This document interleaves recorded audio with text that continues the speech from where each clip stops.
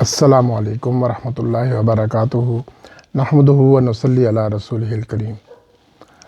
جناب علی، آج پاکستان کی تاریخ کا پہلا دن ہے جس میں پاکستان کی پہلی فیڈرل کانسٹیٹیوشنل کورٹ کام شروع کرے گی۔ اسلام آباد ہائی کورٹ کے 3rd فلور پہ پہلی عدالتیں لگیں گی اور جو بینچ 1 ہے وہ کورٹ نمبر 2 میں بیٹھے گا، جو جسٹس محسن اختر کیانی صاحب کی عدالت تھی۔ تو آج سے کام شروع ہے، میرا بھی پہلا کیس لگا ہوا ہے آج ان کے پاس، تو دیکھتے ہیں کیا ہوتا ہے۔ تو اس کے بعد پھر یہ ہے کہ سپریم کورٹ میں بھی کیسز لگے ہیں، 8 بینچ بیٹھے ہیں، 17 ججز رہ گئے ہیں کیونکہ 2 ججز نے ریزائن کر دیا اور 5 ججز اوپر چلے گئے، فیڈرل کانسٹیٹیوشن کورٹ میں چلے گئے۔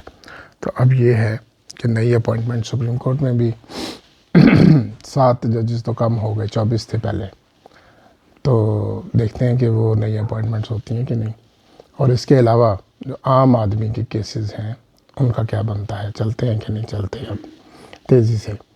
تو اب امید ہے کہ لگنے تو چاہیے کیونکہ 15-20 ہزار کیسز فیڈرل کانسٹیٹیوشنل کورٹ میں چلے جائیں گے اور سپریم کورٹ کا برڈن کافی کم ہو جائے گا۔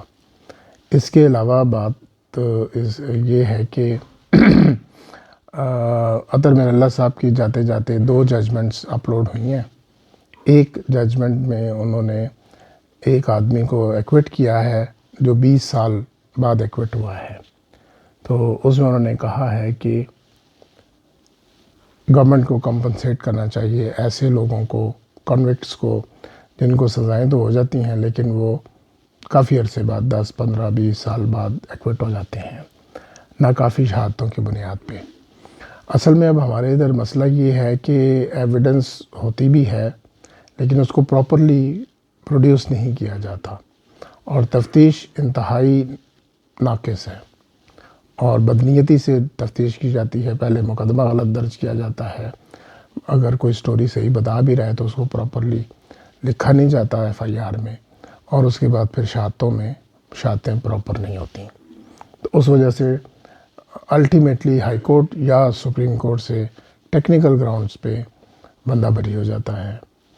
تو اس میں اب یہ ہے کہ اب کافی بہتری تو نیچے کی عدالتوں میں تو آئی ہے کہ کیسز ذرا تیزی سے چل رہے ہیں، ٹرائلز تیزی سے ہو رہے ہیں، لیکن سپریم کورٹ میں جا کے یہ بھی دیکھنا چاہیے تھا کہ اس کیس میں سپریم کورٹ نے کتنی دیر بعد کیس لگایا اور فیصلہ کیا۔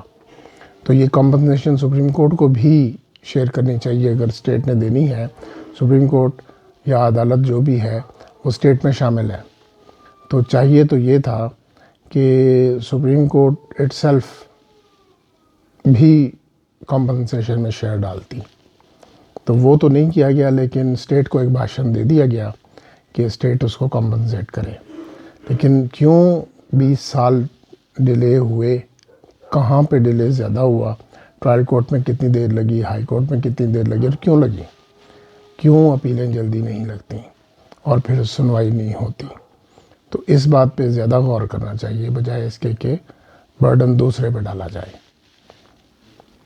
تو اس طرح ہم لوگ کی پرابلم یہ ہے کہ ہم ججمنٹس تو دے دیتے ہیں اور پھر بعد میں اگر وہی ججمنٹ کہیں پیش کی جائے تو پھر کہا جاتا ہے کہ یہ ججمنٹ بائنڈنگ نہیں ہے۔